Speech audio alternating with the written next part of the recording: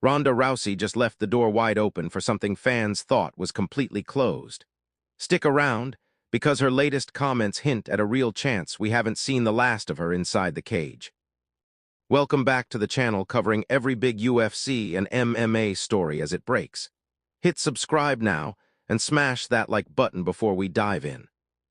Ronda Rousey made her long-awaited return to MMA against Gina Carano back in May, submitting her in round one of a historic main event that aired on Netflix under the Most Valuable Promotions banner, capping a decade-long hiatus from the sport.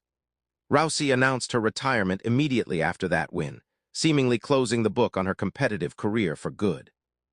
But speaking with Fight Culture, she's now walking that finality back at least slightly. When asked directly whether she'd be part of a potential MVP MMA 2 event, Rousey didn't rule it out, saying they'd need to reconvene and figure out what the future actually looks like.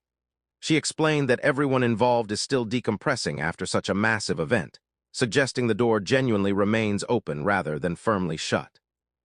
For a fighter with Rousey's legacy, any hint of a comeback is significant news. She racked up 5 consecutive title defenses during her dominant UFC run before suffering back-to-back losses to Holly Holm and Amanda Nunes, a stretch that effectively ended her first run in the sport. She then pivoted to a run in WWE before eventually finding her way back to MMA competition through MVP.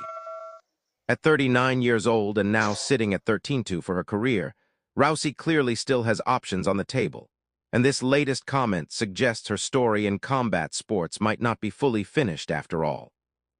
Do you think Ronda Rousey actually returns for another fight? Drop your take in the comments. I read every one.